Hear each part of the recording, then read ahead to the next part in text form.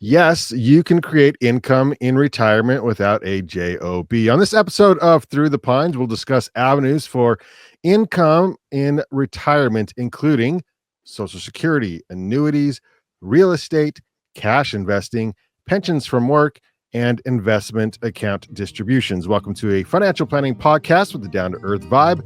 Sasquatch listens while grooming that tremendous fur coat of his. This is Through the Pines. Would like to welcome in our advisors for this episode, Rex.m.Baxter and Brandyn Smith from planwithbaxter.com, the 2023 and 2024 Forbes Best in State Wealth Management Teams for Utah, along with the Advisor Hub Fastest Growing Advisors to Watch Under $1 billion and the receivers of the Ameriprise Client Experience Award. Moving into 2025 here soon, Rex, I'm expecting another award, just so you know.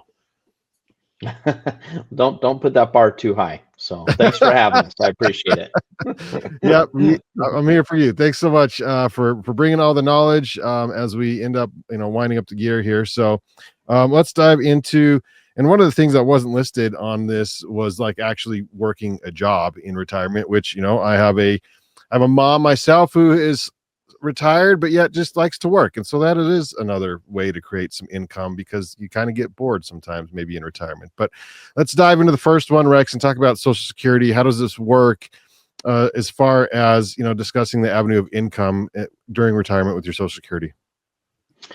Yeah. So again, thanks for having us. And I think jobs do play a role, right? And for some people in retirement, there's a lot of people that have a side hustle or want to work part time. I have a lot of older clients that are friends, and they mow greens for trade or for a living. In retirement, and so I think that can play a role. Sometimes it's more just keeping active than it is an income stream sometimes. But I think Social Security plays a major role for most people in retirement. And so it used to be when Social Security was set up back in 1939, the concept was that it was one of a three-legged stool. You would have Social Security, you would have a pension, and you would have some personal savings were the three legs. Since that time, things have changed, and we'll get into that a little bit as we go throughout the podcast. But Social Security still plays a very significant role in people's retirement. And there's always the debate of, will Social Security be there when I retire? And we have an entire podcast about Social Security. And so you can go back in our, podcast library and find that. But we believe it will be in existence. It may be slightly modified or changed or adapted for generations to come. But we think that it will continue to play a major role in most individuals' retirement income streams. Okay. Brandyn, thoughts on the Social Security? Yeah. I think just to expand on that a little bit, because people have such a negative take on Social Security, and it's not in a good place. The numbers are always kind of being modified slightly, but essentially where we're at today is Social Security, the trust fund, should run out of money between about 2031 and 2035 is when all the money gets spent. Now, the thing people don't take into consideration a lot of times is that there will still be younger demographic working, right? Ages 16 to 65 paying into the system. As it stands today, once the money is run out, and arguably Social Security will be in a really hard place with all the baby boomers having gone from paying into the system to rightfully pulling out of the system. At that point, and the trust fund's out of money, the younger demographic paying in are projected to cover approximately now at 79% of the benefits that Social Security has promised to pay out. So I don't know that's like good news or bad news, right? Good news would be that it's projected to cover 100%.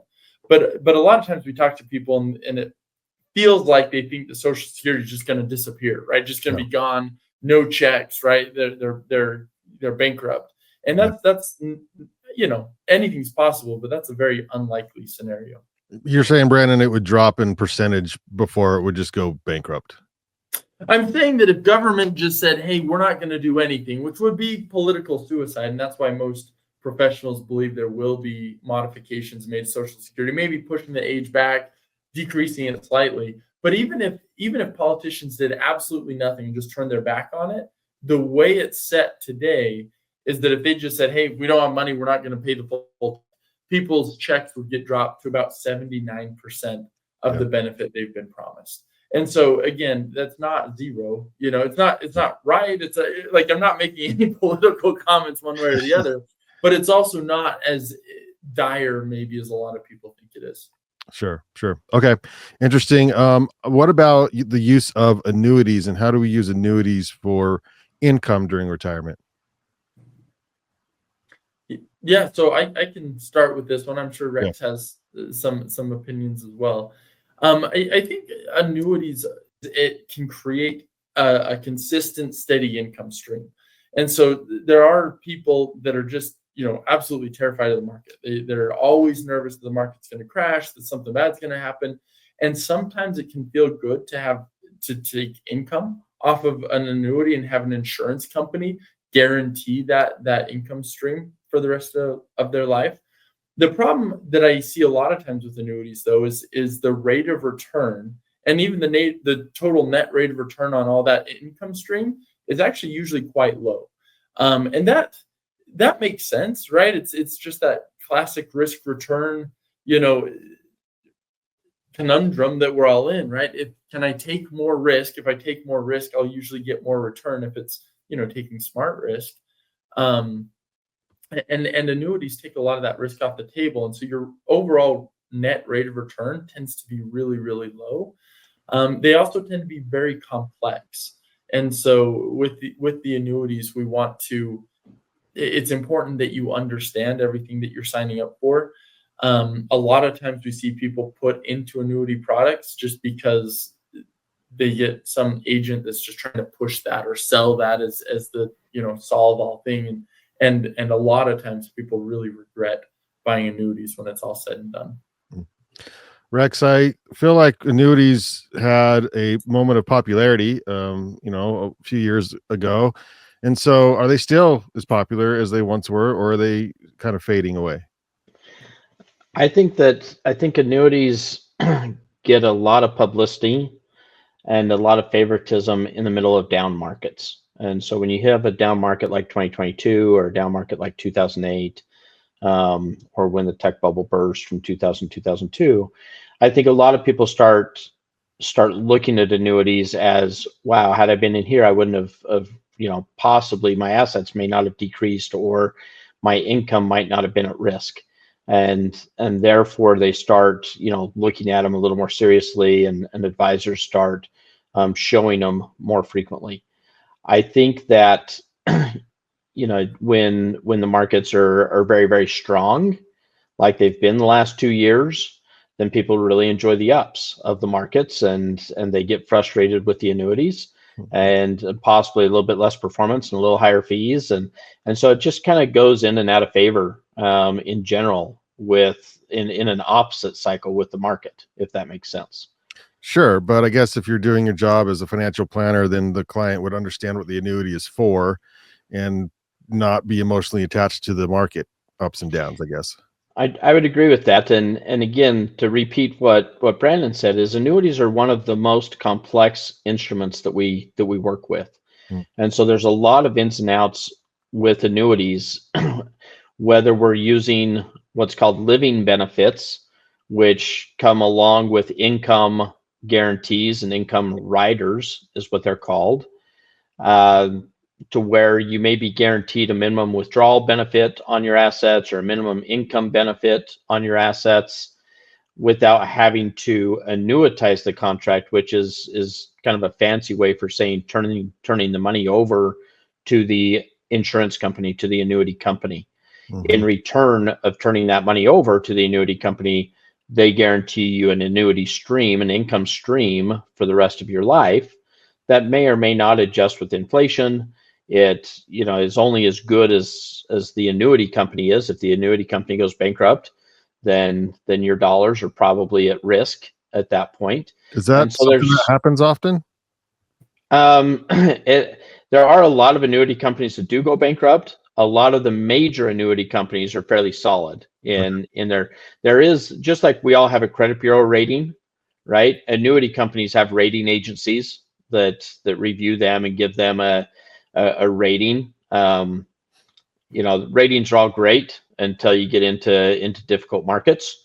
And so, because nobody can predict that future. And so, but you are at risk of turning the money over. It'd be a similar risk of keeping over the FDIC limits in a bank, right? If you keep over the 250,000 or 500,000 for a couple, things like that in a bank, then you're at risk. And if that bank goes bankrupt, there's the possibility that the FDIC doesn't guarantee you or reimburse you for everything above that dollar amount. And so it's a similar type of risk in a way with the annuity companies. But that being said, sometimes people need to take risks in the markets and they're uncomfortable with those risks. And annuities sometimes provide that chassis to be able to do that with a backdrop of having a guaranteed income stream. And so there are a lot of retirement plans to where an annuity is a component of their income stream throughout retirement. And there's nothing wrong with that as long as you fully understand the pros and cons of how that works and how that may impact you 10, 20, 30 years down the road as you progress throughout all of retirement. Yeah.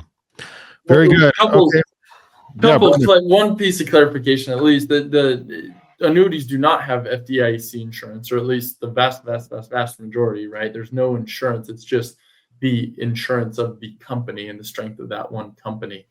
And then a lot of times you can have indexed, with inflation, but most annuity payments don't have that increase with inflation, which a lot of people don't see as a big deal until you realize, wow, 20 years down the road in retirement, I'm taking home effectively almost half as much as I was when I started.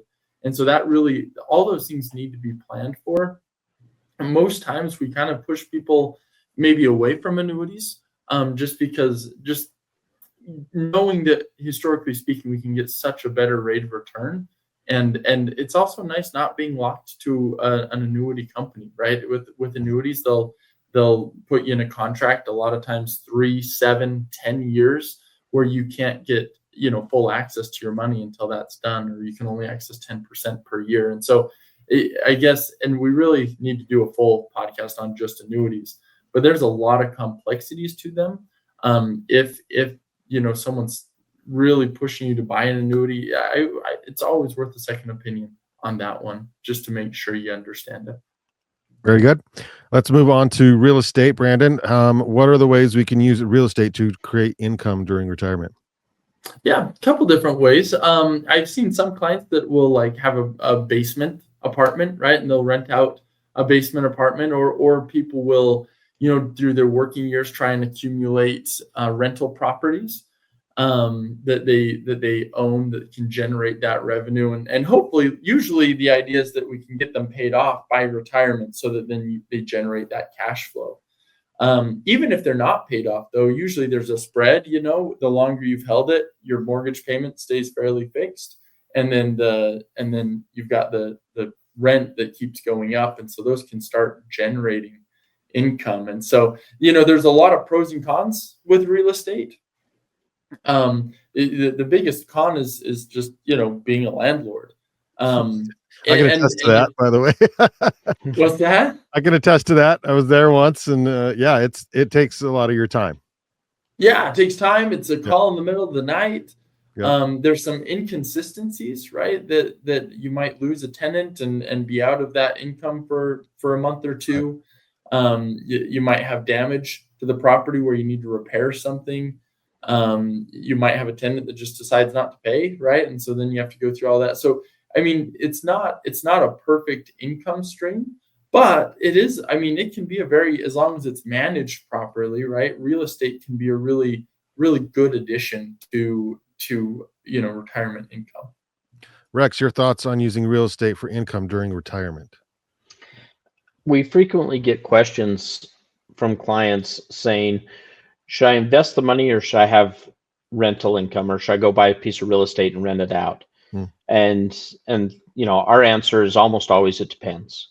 And I think that some people are much more comfortable with being a landlord and owning the property and dealing with those calls and dealing with the intricacies of rental properties.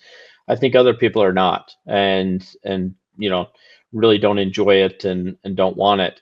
It's interesting when you look at the long-term return and income that you get from, the total package of buying the property, paying it down, or paying the interest carry charge, getting the write-offs, getting the rental income, and not during certain periods, versus an investment portfolio. And then when you go to sell the property, having to recapture, some of that depreciation that you've written off over the years, because at some point you're going to want to liquefy that, because you're going to, the income typically isn't sufficient to get you all the way throughout retirement. And typically you need an infusion of cash, which means sell the property, versus an investment portfolio to where you're dealing with capital gains when you sell property, or taxes on the dividend income. And so it's always a good thing for you to compare and contrast the pros and cons of both. I think rental properties for the right personality can be a good fit for a portion of your retirement income. I think you have to be careful that you don't get so overweighted and so illiquid in real estate that when life happens to you and you have something unexpected, that you don't have the cash flow or the liquidity to cover those needs. And I think that that's a real concern, that people tend to underweight the importance of that. So, Brandon, go ahead first, then I'll follow up. I was going to say one of the human weaknesses is that we all like to chase returns, right? When the S&P 500 goes on a rip, everyone's like, why don't I only own the S&P 500, right? Yeah. Or when CDs jump up in interest rates, everyone's like, let's just buy CDs, and you fail to realize, well, interest rates are coming down.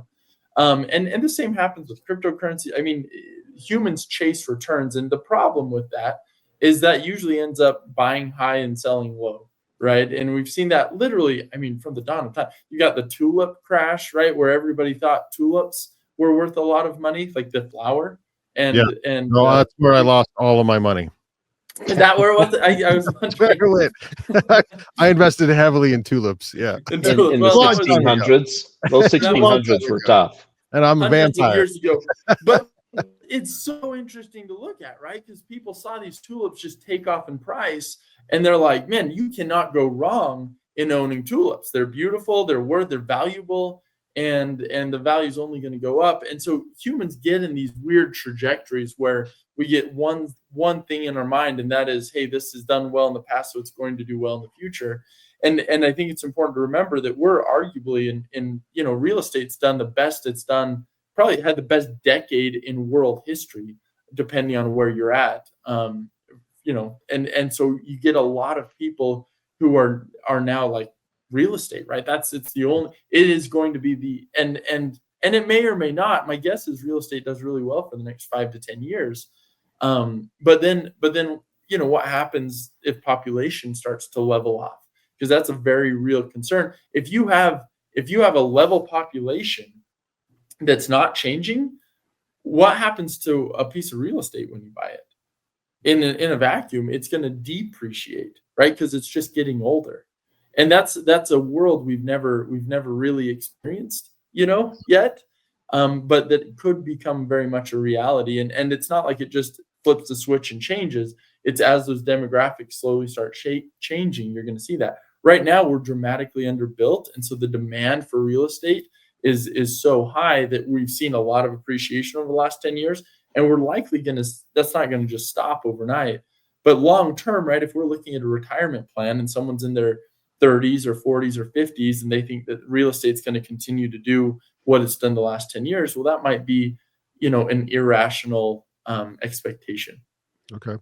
Rex, I think what I heard you kind of lead into is that, if you ran the numbers and real estate works in your favor over time, but it's not your personality necessarily to want to do it, it might not be the best way to go for you. Yeah, I think there's a lot of studies, right? And a lot of them come from different angles. And so some of them might have a bias one way or the other. But a lot of the studies show that when you look at real estate, if you own rental properties, whether it's single family homes or nightly rentals or things like that, which is where most people are investing. Every now and then we'll get, multiple family units, whether it's an apartment complex or duplexes or quads or things like that. But when you look at that versus a regular investment portfolio, and so a regular investment portfolio might pay you, 1.5% in dividends, 2% in dividends. And then, if it's equities or the stock market, you might get another, 10% in appreciation over time, just in general. And so you might be at, 11.5%, 12%, somewhere between 10 to 12% over time historically. And when you look at real estate, a lot of times you might get a 4%, essentially rental rate, or sometimes they'll call it a 7% cap rate or a 6% cap rate, which is different than what the return on capital is.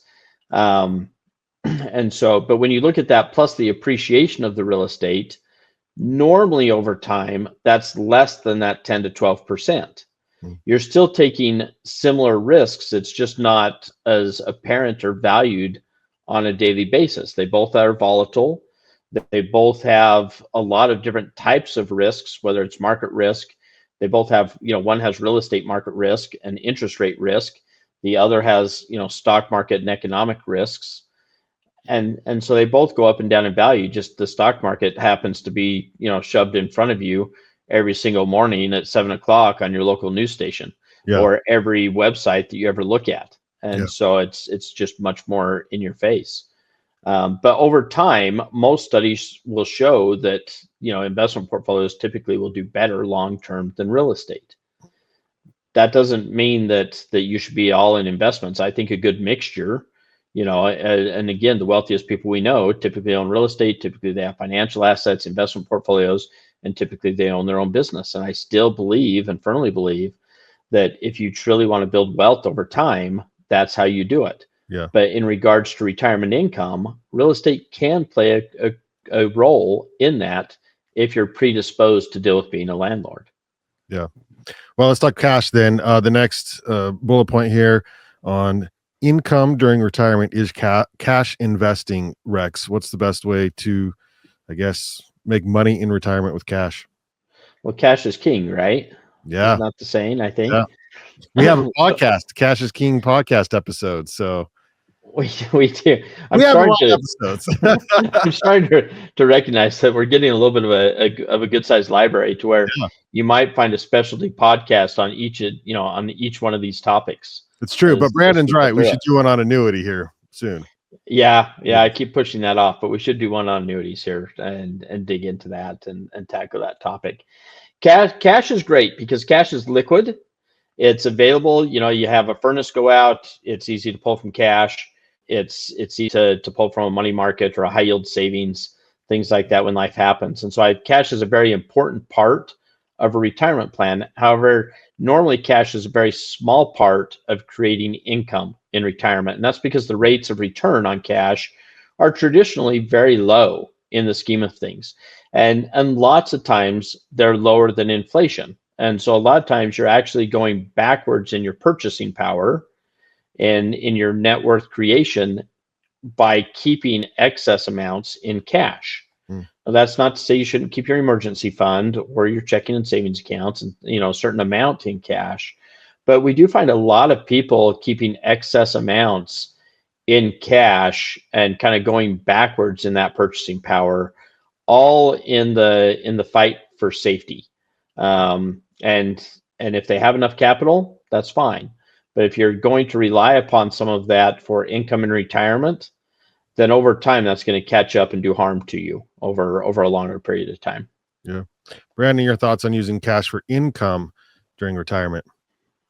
Yeah, I think a common misconception that we hear about a lot is people think that you invest leading up to retirement, and then once you're in retirement, you just like cash it out and you just got all your cash and you just kind of spend it in, right? And that's not the case. We always want to have some cash on hand because we never know what the markets are going to do, and there's a lot of reasons to have some cash. But even if you're 65 entering retirement, there's a lot of money we won't need for 10, 20, maybe even 30 years. And for that money with the longer time frame, it still makes sense to let it grow, and grow in the market. And so then what we're left with is the money that we need in that like kind of short-term, intermediate term. And depending on the client, there's a lot of different things we can do. Sometimes we use a money market fund. Sometimes we use a CD ladder. And that's where you can set it up so every 6 months a CD comes due. And when you start that, you'd buy a CD at 6 months, a CD at 12 months, CD at 18 months, CD at 24 months. And then as that comes due every 6 months, you buy a new CD for 24 months. And what that does is that extends out, kind of the duration, which usually that allows you to get a higher, not right now, but usually gives you a higher rate of return on it. Right now, it's nice because it gets you locked into these higher rates as rates are coming down for longer. But you can do that and also have liquidity every 6 months. And you can build that every 6 months or every 3 months or however you want to do it. But that's something people can use and we'll help clients with sometimes. The problem with CDs and really all cash investments is they typically lag inflation on rates of return, meaning we're effectively going backwards. And so we want to limit how much we have in cash. We need enough to feel comfortable, enough to get through, potential emergencies, but really limit how much we keep in cash. Brandyn, you have some more numbers? I do. All right. Speaking of cash. All right. So this is from Statista and Bankrate, but after cash, so cash is the number one requested holiday gift, actually. Gift cards or cash? Cash. Wow. What do you think is the number 2 most requested gift? Well, I just said it. I'll go with gift cards. I'm going to go with candy canes. Not candy canes. It is gift cards, which gift cards are kind of cash. I don't know. Yeah, I guess we're getting boring as a nation. I think we should force really fun gifts on people. But there was a recent study that found that 43% of Americans are in possession of at least one unused gift card. Oh, multiple. Oh yeah, 100%. I have a whole bunch. I was really impressed. I feel like I keep good track of my money and assets. Yeah. And man, I've got a stack of gift cards because I know I'm not doing a good job. But man, are we saying that 60% of Americans have efficiently used all their gift cards? I'm impressed. Well, I come from retail, and in the retail industry, we love gift cards, but they're interesting on our books because we don't count the sale until they're used. But also, a lot of people don't cash them in. So then they spend the money. We have the cash, but then no one ever comes and shops. So that it doesn't come off our books for a long time, but it's interesting how that works. But retailers are totally okay with gift cards when you give them money and then no one ever uses them. Right. Is a pony on the list? Yeah, Rex is going down the line. Why don't you just tell us your Christmas list so we can start writing these down? Baby miniature pigs. I mean, a pony, some goats, anything like that on my list. And candy canes. I think the lesson there is that, if you're going to gift me something I can use. Is that the selfishness where we've got to in life? Yeah. Okay. I was talking to one friend. He's like, yeah, me and my siblings, we all go to Christmas and we all just exchange a gift card. Yeah. Oh, thank you. That's so boring. It was just stupid. Yeah. Anyway. That's not fun. No. We should eliminate cash from Christmas. I'm just kidding. That's our new t-shirt. A revolt. That was the number one requested thing. So maybe this isn't a popular. I might not win this battle. No, but my grandma used to do a Dollar Tree. Like a literal Dollar Tree. So it's she would go to the craft store and buy trees, and then she would fold dollar bills and then pin them to the Christmas tree. And so it looked like a dollar bill Christmas tree. And then you have to unpin them and unfold them, see how much money you got, but that was at least some effort, that's a gift. It's not just here's $20 or here's $50. It's here's some effort into that. You're going into the stores paying for stuff with a million crinkled up ones. Yeah. Where'd you get those ones? Okay. Brandyn, do you want to talk about pensions from work? This seems like this is a pretty popular way to have income in retirement, is using your pension.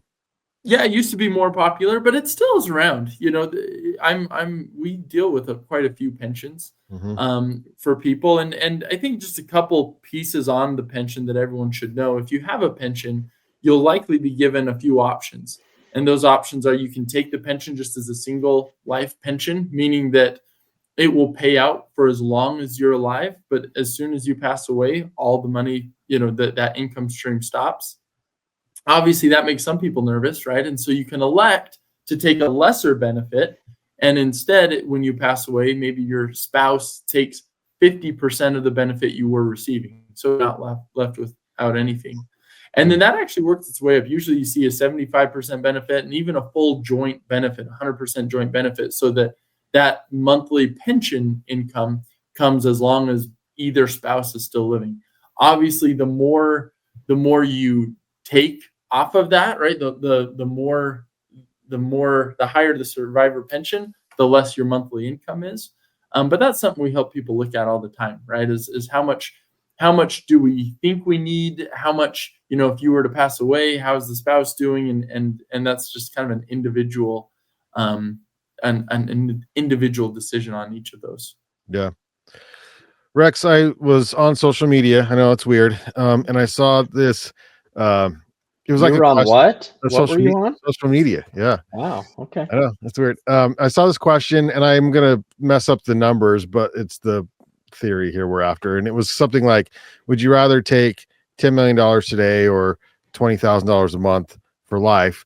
And then they ran the numbers, and it was funny because they were like, well, if you take the 20,000 a month, it doesn't amount to this much over time or whatever. And I'm like, well, I don't really know if that's the right way to run the numbers. And so is that what Brandon's sort of referring to with the pension, like taking the full amount up front or taking payouts over time, and what the differences would be? There might be some similarities there, but it comes more down to anticipated lifespan. It comes down to survivorship issues as far as is there an age gap between the spouses? Do we think one's going to pass away sooner than the other? If both of you get hit by a bus, then none of the assets end up going to the family, essentially staying with the kids, things like that. And so I think it's a little more complex than that. I do think that pensions can be a great thing and are a great thing for those that are entitled to them. But with all of those choices between an individual annuity, joint life, 100% joint life, 50%, 75% joint life, partial lump sums to where you can take, a year or 2 years worth of those annuity payments up front and roll them into a retirement account. Or you may even have a full lump sum option to where you can take, the present value of that future income stream and roll the entire pension amount into an IRA account. And then you have, a little more control, a little more flexibility on what you get when.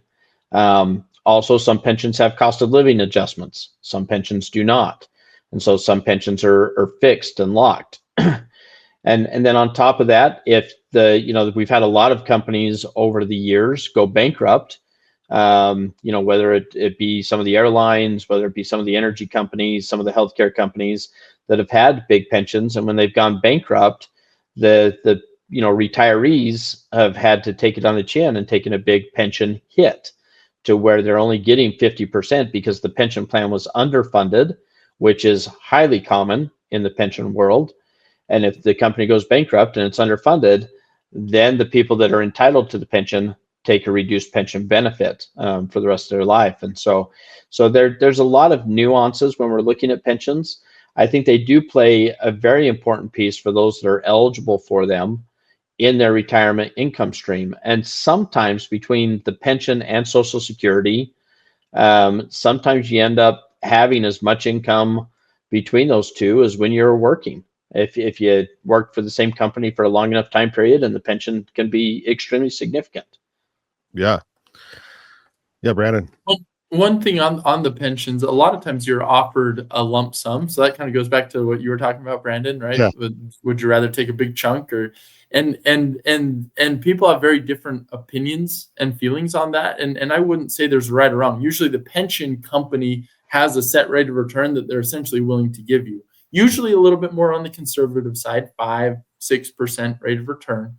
And so we have some clients to say, hey, I know I can get better than that. I know I've got enough, stability in my financial plan. I'd rather just pull the full amount out of the pension and grow it and end up, with more money. Plus, if me and my wife were to pass away in an accident or something, that large sum of money is still there for my kids to receive as an inheritance. And so we see a lot of people that will do that option. Some people might really like the pension income, but they haven't saved enough for retirement. And so a lot of pensions will offer where you can take like a smaller lump sum, like $50,000 or $100,000 up front that you can keep in an IRA account, and then you get a reduced monthly payment, and that provides the liquidity. So if a furnace goes out, or you have a roof repair, something big comes out, not only do you have the monthly income, but you also have a big amount to pull from. Now, obviously, you got to exercise some self-control. If that's all your liquidity, we got to know people. But yeah, there's quite a few options with pensions, and we can help people understand the pros and cons of each of those. Love it. All right, moving on to our last bullet point here: investment account distributions. What's the best way to earn income during retirement using your investment accounts, Brandon? This is where financial planning, I think, is really, really strong. Nobody knows when the next market crash is going to be, and I think I was talking to a client the other day that said, I'm kind of nervous. The market is scaring me right now. Yeah. And I did not predict the tulip crash. So it is very hard. Right. Nobody could have. Right. The tulip crash was probably easier to predict, but you just never know, right? Like, everyone looks at what caused crashes in the past, and everyone's always like, oh, this is similar to the last. But at the end of the day, it's the bus you don't see that hits you, right? Mm-hmm. And so you have to, for that client, right, that said, I'm scared of the market right now. The answer is we should always be scared of the market, right? We should never be comfortable that the market's just going to do well and we can take that for granted, because it can crash at any time. With that said, a quick study of history shows us that the market, even with those crashes, has produced incredible amounts of growth on assets. Mm-hmm. And that growth is derived from companies doing better and better and better. And so the question in retirement becomes, all right, how much can I leave in this unpredictable but really strong performing asset class versus how much do I need to have set aside in safer asset classes like bonds or cash or things like that? And the way we do the math on that is we look at a financial plan and we say, what are your distribution needs over the next 5 to 10 years? How much do you need to pull out? How much do we need to make sure is set aside so that if the market does crash, we can just leave that money alone, let it recover, meanwhile, get back into, still take our distributions, even if the market has crashed. And so that's maybe a long answer of an even longer explanation. Let's go. Rex, what's your comments on that, using your investment accounts on your distributions for retirement? Well, I think Brandon said it really good. That was a long answer to a longer question. So again, fodder for another full podcast, but yes. Probably. Right. Investment accounts play a critical role for most people in their retirement, whether it's their 401k plan, an IRA account that they've rolled their 401k plans into, non-retirement investment accounts, mutual fund portfolios, stock portfolios, bond portfolios, things like that. The interesting piece for me a little bit is oftentimes I'll hear people compare an investment account to an annuity or an investment account to real estate or different things like that.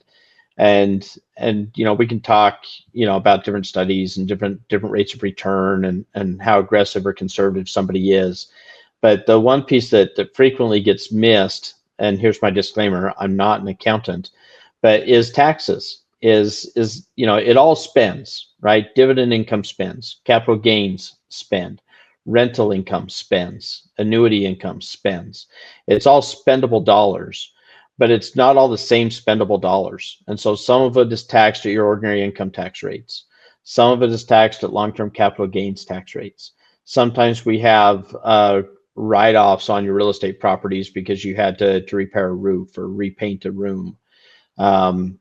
And so I think you have to look at things in conjunction with each other as far as the different pieces of your entire retirement income mixture, and see how they're going to work together and see how that's going to impact returns, how it's going to impact your distribution strategy, and how it's going to impact your taxes, so that at the end of the day, we're being as efficient as we can with your dollars. Okay. Anything else on, your income during retirement? That was not a very excited. Okay, that was exciting information. And so, yeah, I didn't mean to breeze by that. That was a lot, actually. It's a lot of information. So you have to re-listen to it a couple of times. So rewind, re-listen to it, and then we can bounce out. But yeah, it's a lot, Rex. Or you can reach us at planwithbaxter.com. Yeah, because you know what? You're going to have questions. And so go to planwithbaxter.com for those questions. Brandon, what do you got? Great answer. That's all I've got. I think all, everything put together, humans love to just make a good guy and a bad guy. This is good, this is bad, do this, don't do that. Right? At the end of the day, it's amazing what some diversity will do. It's important to understand what you own. It's important to understand yourself, right? Can I handle an investment portfolio, the ups and downs of it? Can I not? Can I handle real estate? Can I not? Right?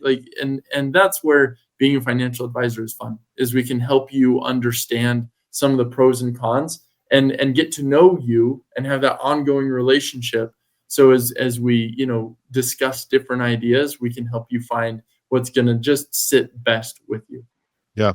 Rex, I think fun is your middle name. It is. It's close. It's really, really close.